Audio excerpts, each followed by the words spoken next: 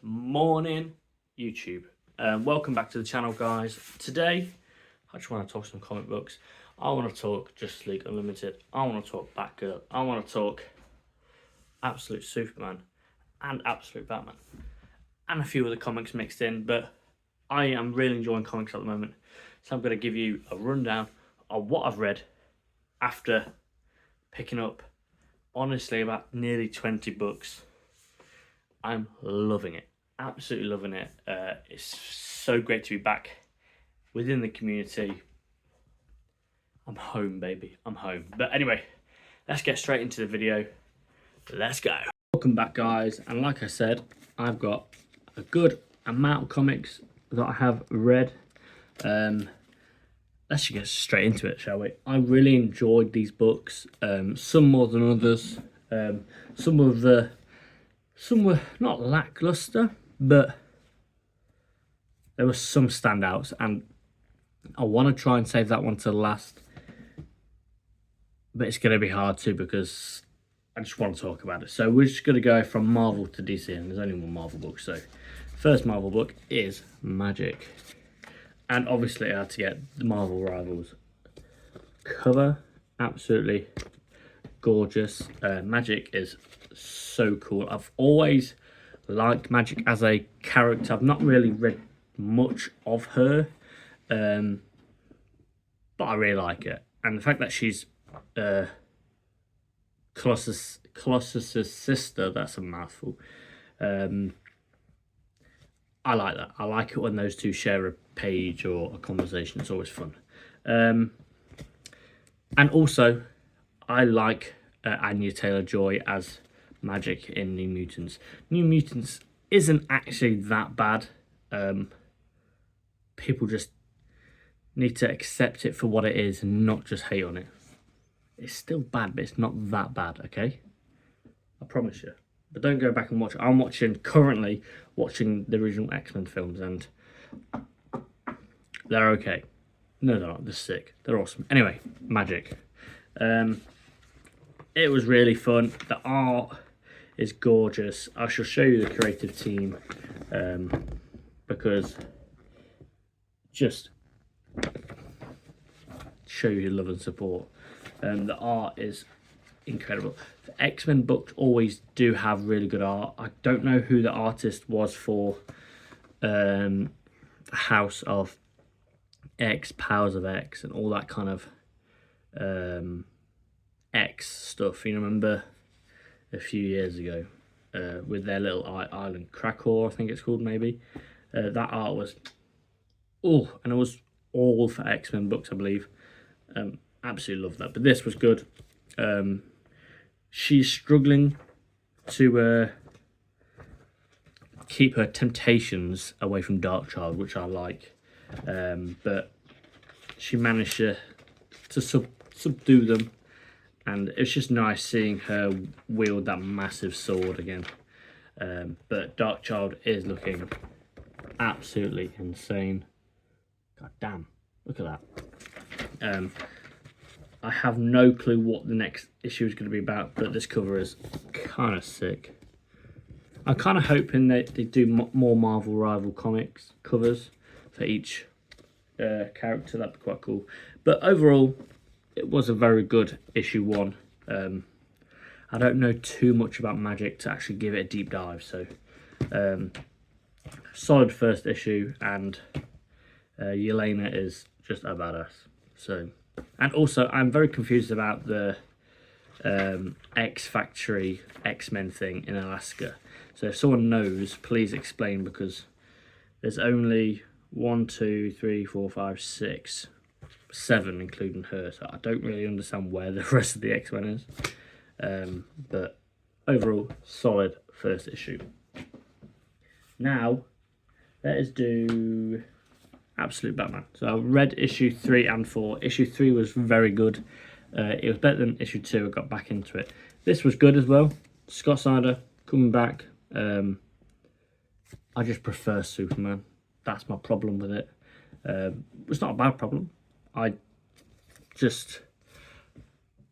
You can't do too much with Batman, if that makes sense. But I really like the story with him and his father making that bridge that can take up a certain amount of weight, and that's how he came up with the wings on his bat suit, his cape, sorry. I really like that, and the art's actually really good. I preferred it in the flashback scenes like this one, but it's nice seeing Bruce and his father actually have some father interactions, and his father actually seemed proud and pleased with them. So I believe this was like a year one kind of story, prequel, let's say. But either way, it was really cool and I really liked it. I'm hoping that they bring back the other guy on the art. I can't remember his name. But this art wasn't bad. But when you get used to one artist, you're like, where's that artist? But really good, solid. It's very good, and they tease Joker in issue 1 or 2 at the end. I am interested to see how that goes, because again, you can only do so much with the Joker. So I'm interested. Issue 2 with Lois Lane and Cal using his dust within Soul, I believe, saving Lois Lane, and all the people in Lois Lane like realizing this guy is not a bad guy. Absolutely loved it. One of the best. It is one of the best Superman stories I've read in a long time. This was more about, you didn't really see much of present day Superman Cal. This was all the events leading up to Krypton being annihilated. So, and do you know what? I love the fact that there's a possibility of his parents surviving. That's sick, by the way.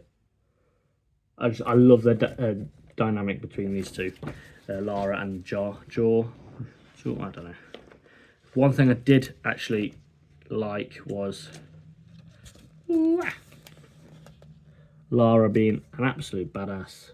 God, and Krypto with the dust as well. Like I said, I don't understand it, but it's cool. Either way, I like it. And then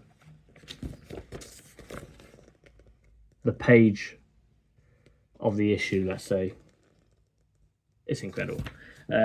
This creative team are incredible. I think it's Jason Aaron, I believe. Let me have a quick look. I believe it is. I love anything Jason Aaron does. I liked his work on Avengers. I think he's actually doing Ninja Turtles as well. There's the creative team for you guys. I really like him. Yeah, Jason Aaron and Rafa Sandoval. I probably butchered it, but this I've not read Wonder Woman, Absolute Wonder Woman.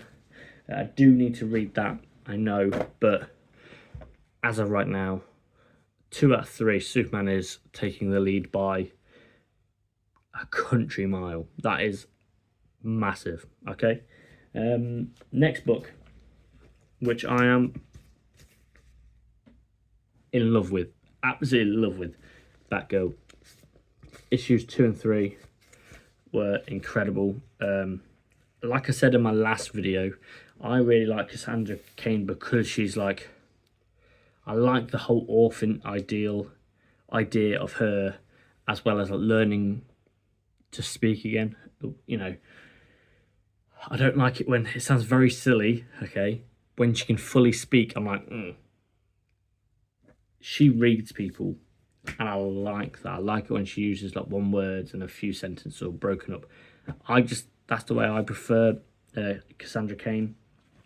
But this shows Lady Shiva in a different light. She's looks to be caring, and I love like this bit here where she basically identifies what's going on, like touch, glance, and she's like, that's all processing inside her head. Really like, and then I was hoping by this cover we were going to get a few splash pages of them moving through a train car, and oh my god, what, I was not disappointed. I love this kind of stuff. I think Nightwing with Tom Taylor and,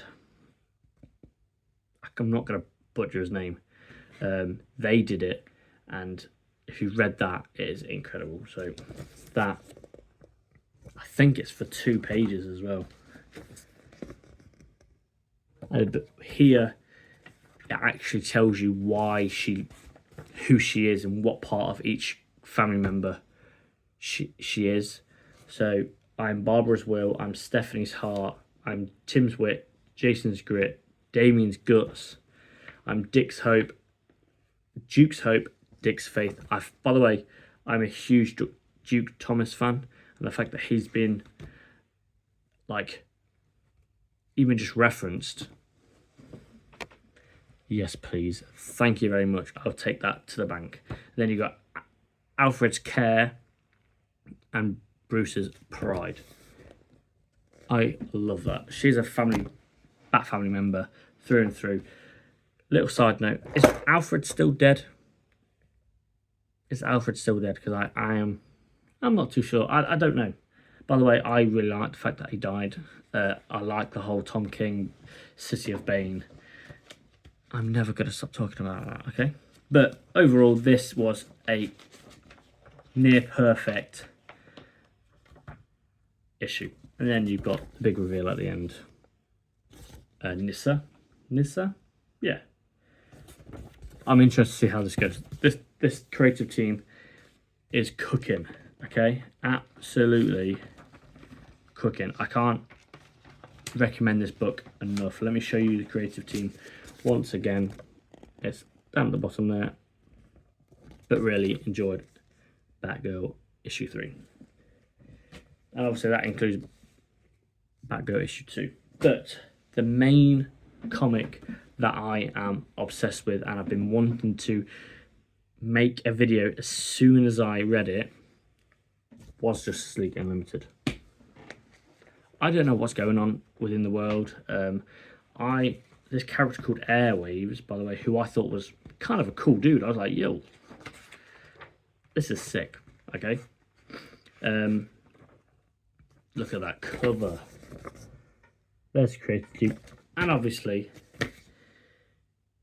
it's Dan Mora on the flipping art.